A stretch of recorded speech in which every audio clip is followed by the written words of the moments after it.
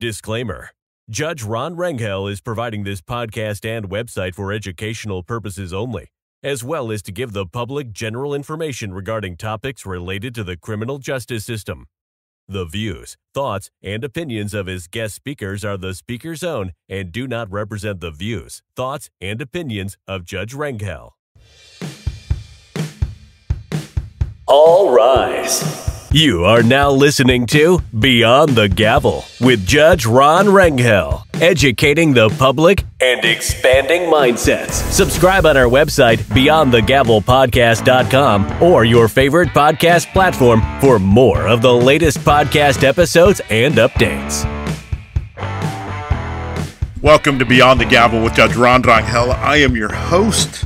Today in the studio, we have Lisa Bonanni. Now, Lisa Bonanni is a multifaceted media personality who is the host of the Big Tortilla Morning Show, a live broadcast show. Now, her journey began in 1980, establishing her as a radio and TV personality, continuously captivating her listeners and viewers alike. Now, beyond the airwaves, she inspires and motivates as an esteemed motivational speaker and lends her support to the Thrivewell Cancer Foundation as a patient program assistant. Adding to that, Lisa has ventured into being a travel agent, a comedian, and a notary. Welcome, Lisa. Hello, how are you today, Judge Rangel? I am doing great. It is really nice to see you. It's nice to see you. Yeah, you dressed up a little bit. I did. I dressed up for you. Very nice. Very nice. Now, you have a tag name of Lisa. Lisa. Got to say it twice. Why is that? Well, how is it that you chose Lisa? Well, actually, when I started in radio, I started working with Sonny Melendres, his morning crew, Albert Flores, Cindy Cassiano, and Elizabeth Ruiz. And he says, let's give you a radio name. And it actually came from the entertainer Lisa and the Cult Jam. So we dropped the Cult Jam and I became Lisa.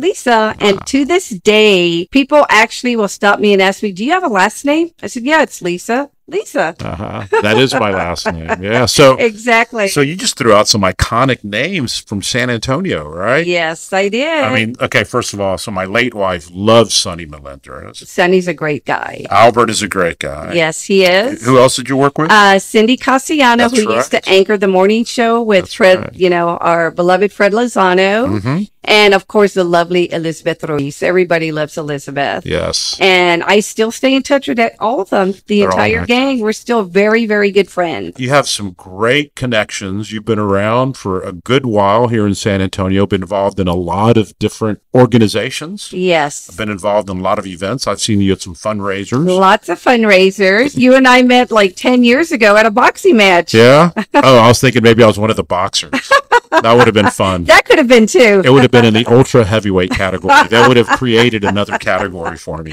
For folks that don't know, I do call fights for professional boxing. So you've got the most amazing voice. You're perfect for radio. Thank you. Let's talk about some of the things that you've been interested in your career, right? You've talked about the justice system before. Absolutely. We've talked about it on my radio show. You shared some important information. Let's give it a plug. KEDA Radio, Jalapeno. Oh, jalapeno. It's suitable for San Antonio. Absolutely. Every Saturday morning from 11 a.m. to 12:30 p.m., the Street Talk Magazine morning show. Y'all play great music. And then you have some great hosts too, right? Who are the co-hosts that you have on that show? We have Jaime Vidal and the lovely Brandy Lopez. Good personalities. Absolutely. Yeah. Well, let's talk about the justice system a little bit. What are some of the things that concerned you? Recently, as a substitute teacher, I decided to get involved in my beautiful grandkids' lives. I thought the only way I can do that is to be proactive and become a substitute teacher, which I actually started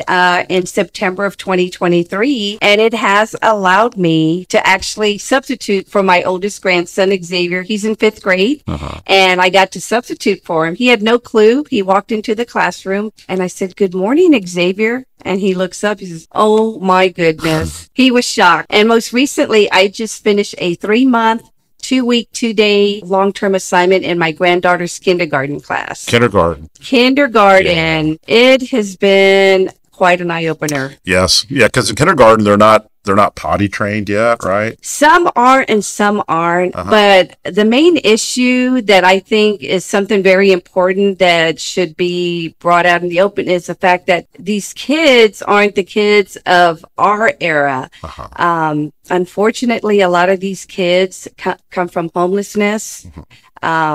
I'd say probably more than half of my kindergarten class were living at Haven for Hope. A lot of them had a lot of behavior issues, things that I couldn't possibly imagine could come from a kindergartner. You're talking 5 and 6 year olds, Judge. Which part of town were you substituting? Deep West Side.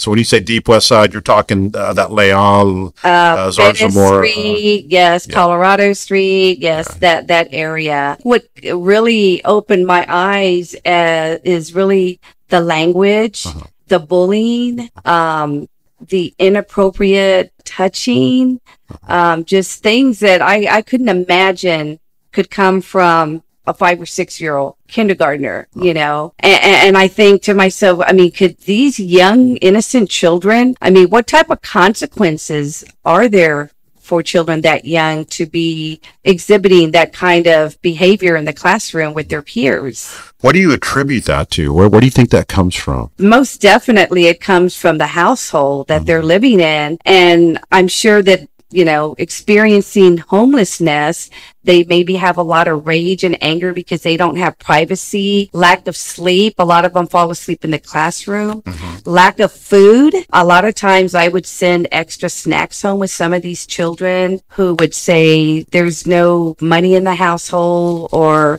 the mom is pregnant and she can't work. And if she's hungry, she needs to feed the baby. So I would send extra food home with them because I couldn't imagine my grandkids experiencing that kind of homelessness or anger, or, you know, not having enough to eat, going to bed hungry. So, I mean, what do you think? Do you think that behavior is exhibited in the classroom because of what they're experiencing in their life? In areas that are inner city, urban type areas, like the ones you're describing, if you have a parent that has spent over a year in custody and you're under the age of 18, then the likelihood of you ever getting out of the poverty level is less than 10%. Something like 8% of you ever getting out of that in your entire life. Is that some of the things that you see that you attribute that to? I would definitely think so. And these children, all they really want, I mean, they show a lot of anger. They destroy the classroom. There's the words that they use are words that they obviously learn from adults,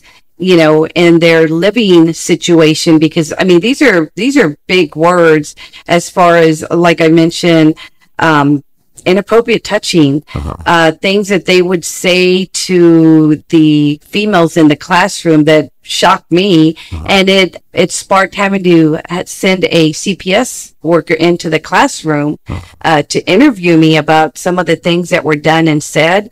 The bullying, they would steal from their own peers in the classroom. And I thought, this is a criminal in the works before they get out of elementary school. So technology maybe has a lot to do with that, right? Absolutely. The fact that we can access things today that we could not when we were young. Absolutely not. Right. All I cared about was I wanted the crayon box that had the 48 crayons, playing on the playground. A little simpler times. Simpler. Things were so simplified back then, and now it's all about the iPhone and, you know, electronics. The children did use iPads in the classroom, but for me, I felt like that's a privilege. They just have to have that consistency in the home, right? Yes, absolutely. Yeah. Absolutely. A lot of them, their parents were incarcerated, or they just wanted something as simple as a hug or a pat on the back, a compliment. So I teach at UTSA, and I love it. I love the students there. I gain so much when I spend time in the classroom with them. One of the things that I noticed when I first started is that students don't read the way we did when we were young, right? They really don't. And it's very clear that technology, the iPhones that you're talking about, the ability for people to surf the web in the manner that they do today has something to do with the way we are able to concentrate as a society with opening up a book, looking at the pages, and actually getting into somebody else's mindset when they write that. What kind of an effect do you think that has had on our society? Oh, big effect. What they did enjoy is we would sit on the carpet in front of the classroom, and I would say, okay, I'm going to read a story to you. And I put a lot of enthusiasm into reading because I enjoy reading, and they would love that. I would have their undivided attention because that was probably attention that they don't get at home. And it's just sitting close together on the carpet and being able to read. And then I would ask them questions because I was engaging with them. And that it was something simple, and I would have their undivided attention, and I would be able to get them to just sit calmly. So on a policy level, right, on a grander scale, those of us that work within the system, that work serving the community, what is it that we could do? What's some of the focus that we could put into to sort of change that mindset and sort of try to reverse course on that? I think because I even thought about becoming a big brother or sister to some of these children because I grew very fond of them.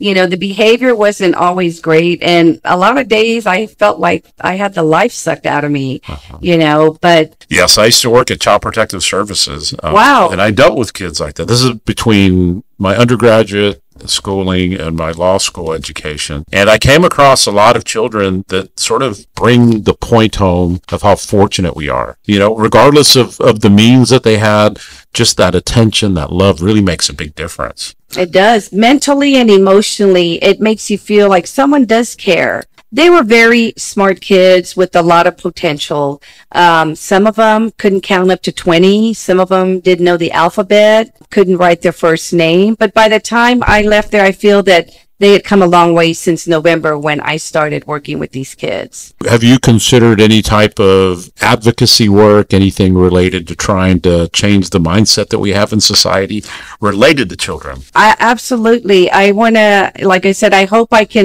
have a love for the school that I was at because my grandkids are there, but I want to be involved as much as I can, whether it's coming in occasionally and visiting them and asking them how they're doing. As I mentioned, become a big brother or sister. I have signed up for CASA, because I love children. They're a lot of work, but I'd want, if my grandchildren weren't in the position that they're in, I would hope that there were people out there who'd want to be a part of their life to change their life for the better. Yeah. But you mentioned Haven for Hope earlier. Yes. For those that are not from San Antonio or just not familiar with what Haven for Hope is, you want to tell us what that is? Haven for Hope is a place where families can go and find a place, a temporary place to live until they can get back on their feet. And unfortunately, right now, they're so overcrowded that a lot of the kids would say, oh, well, we sleep on the floor and it's really loud there. So a lot of times they were exhausted when they'd come to class in the morning and they'd fall asleep in class, but it's a place for them to go until the parents can find their situation can change where they can have their own living space to live in, have their privacy, because there is no privacy at Haven for Hope. So it's a homeless shelter. It's a homeless shelter, absolutely. It also provides treatment facilities, yes. Folks that have mental health issues that are homeless. Absolutely. It's got special rooms for that. So what is it like from your observations for a child that is homeless? We're thinking about the mental, the emotional, the physical stress that they're going, the lack of sleep. How is a child like that ever going to recover? I mean, you're right. A lot of them did come with mental issues. I had one child during one of our, we had a practice lockdown in the school, and really scary. We had to tell the kids, you can't talk, you can't whisper, you have to be really silent. We weren't allowed to move from the position we were in until a uniformed officer knocked on the door and identified himself, came into the classroom, turned the lights on, and showed us his badge that he was legit and we were now safe to move about the classroom. That was, wow. Yeah. That was really scary. Yeah, the whole active shooter active shooter. Yeah. What happened to tornado drills and fire drills and active shooter drills? Yeah, where I grew up, it was hurricanes. Yeah. On the coast. It was all about hurricanes. Exactly. Yeah. So you have this concern that you've expressed about children, youth, crimes, the fact that they're not being properly supervised. Oh, absolutely. So if a 9-year-old child commits a crime, right, we've learned various means, especially through this podcast, we interviewed very early on a juvenile judge, Judge William Shaw, and we talked about how there's a 9-year-old child that's accused of a crime, whatever that crime is, that child is not considered competent to be able to then have the state be able to press charges against them. How do you feel about that? Kind of mixed feelings in a way. I think that it's important that there should be some sort of consequences so the child is made aware that, you continue down this path and, it's a good chance that you will end up in prison for the rest of your life. Give them they have to be scared straight into knowing that there are consequences. And I think, of course, the parents should be held accountable too for that, because it does. I feel that it starts in the home. The behavior starts in the home. So let's talk about a 6-year-old. Let's say that they commit some wrong, some act, some crime, whatever it is.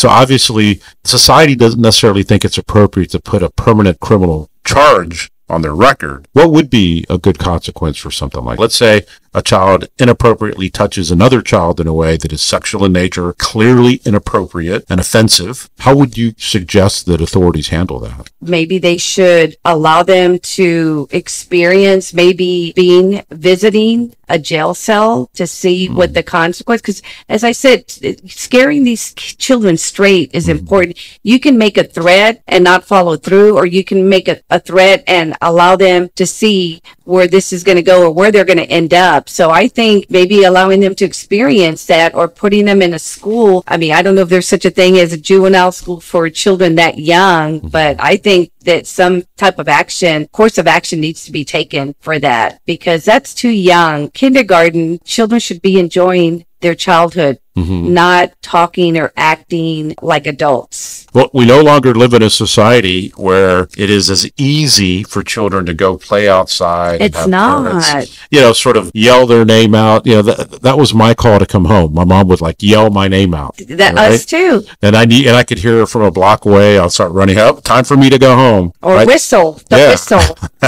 Time to get home. It's getting dark. That part of society really doesn't exist in the same way that it used to, right? So how can we change that? And allowing kids to be kids by taking away their electronics. Electronics. We used to play kickball, Simon Says outdoors, go roller skating, ride our bikes. Kids don't do that anymore. They're more isolated. Yes. Yeah. Even my own grandchildren, I tell the boys, no, it's time to take a break. And it's up to the parent. I think what I have been seeing is that the parent is afraid to discipline their child because they're afraid of alienating their child or hurting their feelings. But that's what discipline is all about. You got to have that support in the home, right? Absolutely. Absolutely. And unfortunately, they have multiple kids.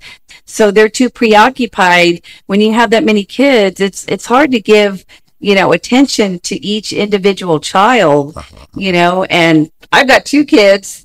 But I made sure that they knew they were loved and they were clothed and they were fed and never went to bed hungry. And I was active in their life somehow, some way.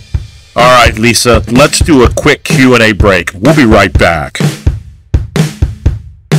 This is Q&A with Judge Ron Rangel. Submit your question today at BeyondTheGavelPodcast.com. Welcome to the Q&A break.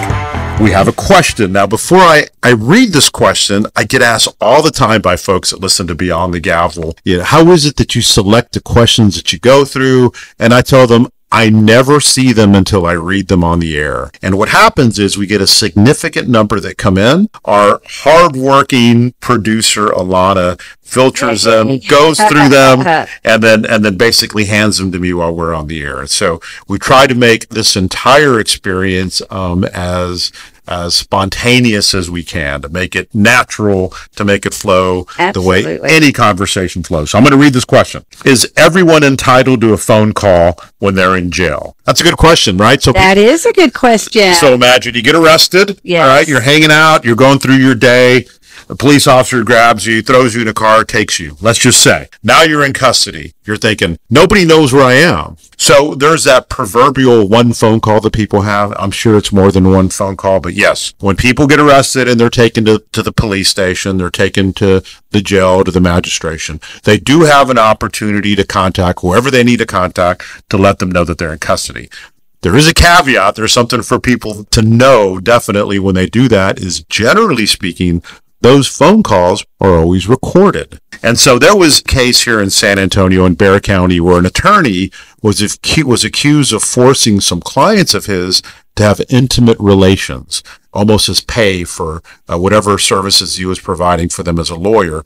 In his phone call, he picks up the phone and he tells his brother on the phone, hey, you need to go to this location in this part of my home and take these things and get rid of these things explicitly. And so what happened then was, obviously the police was aware of exactly what it was that he was trying to hide. So sometimes in those phone calls, you hear people make all sorts of admissions to crimes that they've committed and things that can be used against them. So yes, you're entitled to a phone call when you're in jail. It's generally good practice to make sure that you use that phone call just to let people know where you're at. That's right.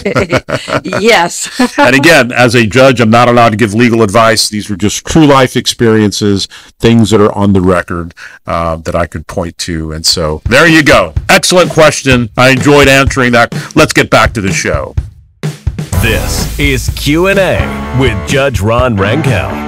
Submit your question today at BeyondTheGavelPodcast.com. Welcome back. I'm here talking to Lisa Bonanni. Lisa to the second power. Well, there's a reason why I'm here and I'm not like sitting at a computer doing math. Yeah, I definitely don't want to talk about anything that would make you uncomfortable, but I know that you are open about the fact that you are a cancer survivor. Yes, I am a 10-year breast cancer survivor. Uh-huh. I was diagnosed with an aortic aneurysm, so I'm also a heart survivor. I had that repaired while I was fighting breast cancer. So 10 years ago, how has that affected your life? How has that changed your outlook on things? It has really showed me that the material things in life aren't as important as having pristine health. Every birthday, every day I wake up, I thank God for the gift of being able to open my eyes and being able to wake up. And if I can share my experience with another survivor, whether it's breast cancer or any form of cancer, I'm open to that. So you're paying it forward. Absolutely. Right? As often as I can. Yeah. My dad passed away last May. So we're approaching the year anniversary of his passing. And before he passed, he and I had a lot of significant conversations. I always spent a lot of time with him, but in the hospital, I remember being with him. We had some real heart-to-hearts. And one of the things I asked him is, what piece of advice could you give me? Right. So I was 55. Your 55-year-old son, what would you tell me the one most important, significant thing that you could offer in terms of wisdom? And he said, you got to take care of your health. Doesn't matter who you are, doesn't matter where you go, doesn't matter how successful you think you are. If you don't have good health, you have nothing. You really don't. You've got to have good health to be able to get through each day.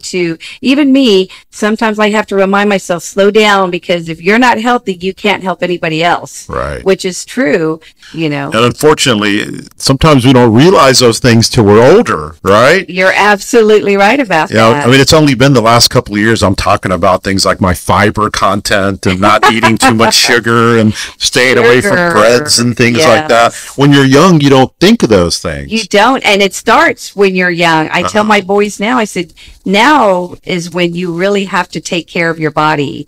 The sugars, the breads. I said, because by the time you get to be my age is when it's going to affect you. It may not affect you now, but it will down the road. If only they would listen, right? I know. My parents used to tell me the same thing. I know, Mom. And like me, there was no history of breast cancer in my family. Yeah. Well, we're starting to read a lot about how cancers are infecting folks at a much younger age, right? My wife passed almost 6 years ago now of colon cancer, and she was diagnosed at 48. And back then, almost when she was diagnosed, it was like 8+ years ago, she was told, you're too young to get the cancer screening. You're too young to get the colonoscopy. You have no history in your family. You're under the age of 50. Insurance is not going to pay for it. So we're starting to see now a lot of those types of cancers, a lot of those types of illnesses develop in folks that are younger. I found the lump in my breast in the shower on my 48th birthday. And I kept quiet about it. I didn't want to alarm anybody. And the next day I went in and saw my doctor. And probably that same week is when I got my breast cancer diagnosed. And being a part of the Thrivewell Cancer Foundation, which is the organization at the time that paid all my medical bills, because unfortunately I lost my job after my breast cancer diagnosis. I didn't have a way to pay my $1,200 a month COBRA. So they stepped in and they paid all my medical bills, and I became an advocate for them.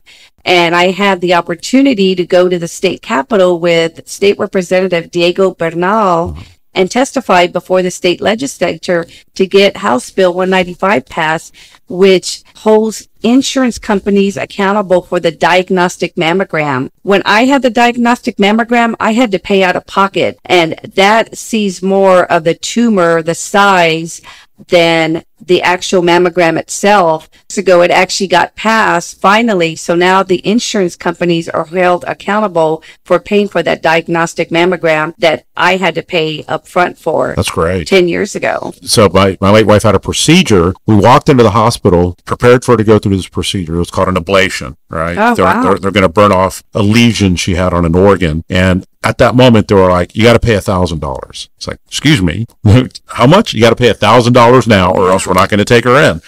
Which for me, I had the $1,000 that I could pay, so I paid it. But it angered me thinking how many people are in that situation that have to go through that type of a procedure, that show up who don't have $1,000 at their disposal like that. Exactly, Judge. A lot of people don't have $1,000 sitting in their checking account. Right. And so what's going to happen is they let it go. By the time they're able to get assistance, they're stage 4 and they're basically going into hospice, which is very, very sad. Yeah. And what people don't understand, because I had insurance back in the day, and even with insurance, there's high deductibles to pay. Yes. There's co-pays to pay. And for a very long time after that, I had a lot of medical bills that I had to pay with insurance. Yes. Yeah. And people don't understand that. Yeah. There's a lady I know, and she has been active politically. Always been a good supporter of folks that she thinks deserve her support in politics. She was diagnosed with a form of cancer and was unable to get treatment for like 3 years. Wow. Because Texas did not accept the provision that allowed for the Medicaid expansion at that time for folks like her that could actually, and she was actually told, if you want treatment off of the waiting list that you have, it was a CareLink waiting list, then you need to move to another state that has accepted that. And that is just like, how many people fall into that category, right? Are there any other pieces of advice that you would have for individuals that have just found out that they have cancer or just got a diagnosis? Oh, absolutely. I think there's more organizations for women with breast cancer, and men do get breast cancer too. I've seen it. Yes. But Thrivewell is one of the very few organizations here locally that they assist with all forms of cancer. They assist with transportation to and from treatment. They assist with gas cards. They assist with hotels for those who have to travel from out of town.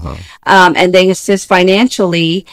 We're talking about the advent of technology and how that's affected people and how negatively as it relates to folks that can't read anymore, the attention spans, being exposed to things. But technology has been great in other ways, right? Great with science. Absolutely. Medical type advantages that we have now that didn't exist. I mean, when I was a child, I had my appendix removed. If that would have happened 100 years ago, oh my goodness, I would not have made it past my infancy, right? There's a lot of things that we go through that, but for modern day technology and the great physicians that exist and the science. Lots of great physicians. All of that, right? If it wasn't for that. And there's so many new, a lot of times there's, I'm trying to think, clinical trials. Yeah. And a lot of the patients who are stage 4, a lot of those clinical trials work really well for them. Yes. Cancer is no longer a death sentence.